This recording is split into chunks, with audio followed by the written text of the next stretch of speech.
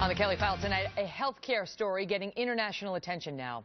Edie Sunby is a wife, mother, and a stage 4 cancer survivor. And she is about to lose her healthcare plan like the millions we reported on at the top of the hour. But when the 62-year-old wrote about her struggle in the Wall Street Journal, the White House directly challenged her account. No empathy was offered, but a challenge was offered, suggesting Edie was incorrect about the, quote, real reason she lost her coverage, directing people to a left-leaning blog that suggested Edie was losing her plan because of her insurance company's greed, not because of Obamacare.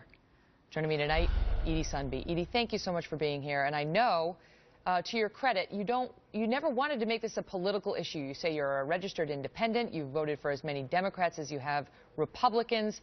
But the response from Dan Pfeiffer, who responded on a White House Twitter account to your personal tale of what's happened to you, did not make you happy.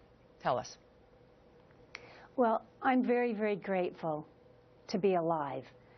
And I know how lucky and blessed I am to be alive.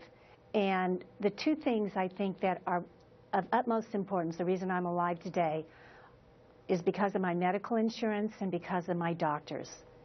And I find myself in a very uncomfortable and very stressful situation that's a bit overwhelming because my insurance company has pulled out, completely pulled out of the individual market in California. Right. And that's United Healthcare. They're the largest insurer in the country. They're pulled out completely from the individual market in California, so they're gone. And of course, my policy is gone. I have a termination letter, a cancellation letter, just like the other 10 to 15 million Americans out there that are receiving these cancellation letters.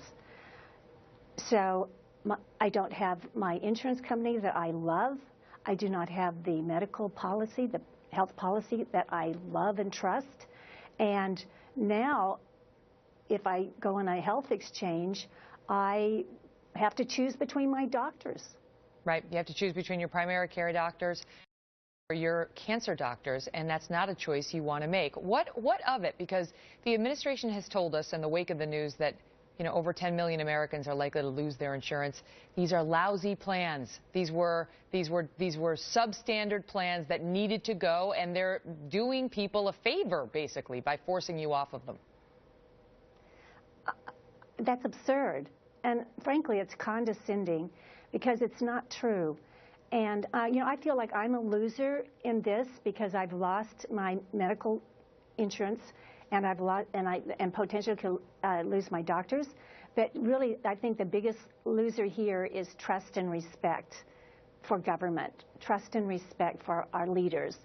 And I hate to say that. I really hate to say that. My plan, and I can only speak for my plan and my story, but my plan was fabulous. I took out this plan. It was a catastrophic PPO plan with United Healthcare called Pacific Care because it's California market. And since 2005, it has been fantastic, giving me total freedom to choose.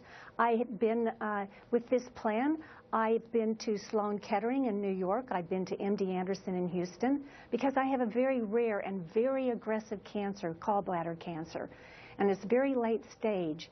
And so it has come back, just in the last 2 years, it came back very viciously in my liver and in my lung again. And so I've had to fight. And that's how cancer is. You can fight and think that you're winning, but it's very, very sneaky. Yeah. And the ongoing relationship with your doctors is so critical. I mean, I know that United pulled out of the market for various reasons, but its CEO was explicit about the fact that the Obamacare would tip the scales. The White House has rejected that. I've got to run, Edie, but I'll give you the quick last word on Dan Pfeiffer's tweet challenging your account.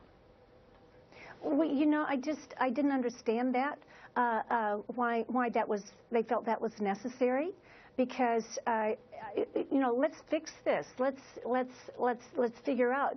It's so complex.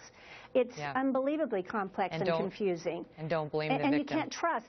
Right. You really Edie, I got to run because I'm up against a heartbreak. So my Okay. apologies for cutting you off. But listen, all the best to you. We're praying for you and we're wishing the best for you. Thank you, Megan. All right, Thank we'll you. be right back. Don't go away.